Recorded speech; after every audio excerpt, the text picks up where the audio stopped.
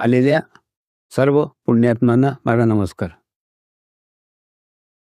लहानपणी आपल्यावर जे संस्कार होतात ना,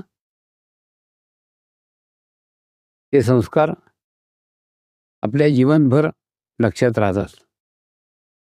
असंच माझं झालंय. लहानपणी नागपूरला मी माझ्या आजी आणि आजोबांबरोबर राहायचो आणि माझी आजी म्हणायची, परमात्मा अविनाशी आहे. परमात्मा कालही होता, परमात्मा आजही आहे आणि परमात्मा उद्याही राहणार आहे. ती नेहमी हे म्हणायची. आणि दुसरं, ती गजानन महाराजांची परमभक्त होती.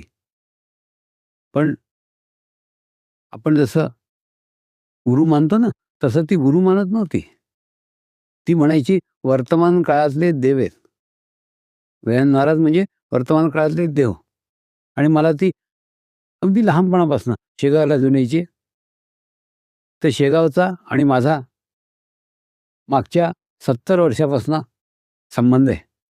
70 वर्षापासून मी इथे राहत होतो.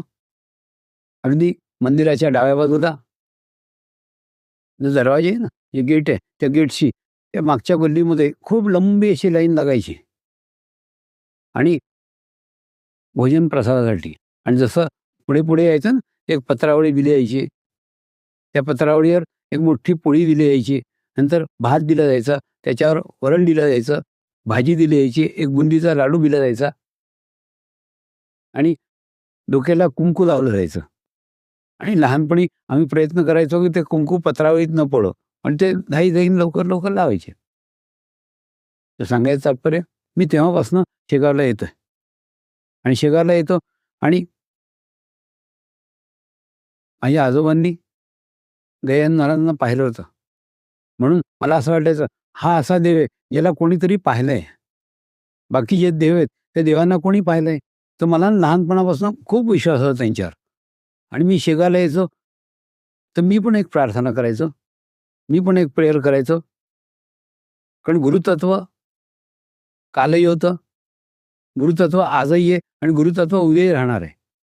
तर मी गजानन महाराजांना म्हणायचो, गुरुतत्व काल होतं, पण तेव्हा तुमच्या काळात मी नव्हतो आणि माझ्या काळात तुम्ही नव्हता. तर गुरुतत्व आजही असेल ना.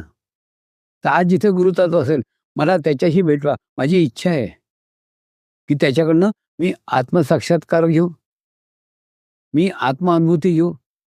या इच्छेने मी नेहमी प्रयत्नशील होतो.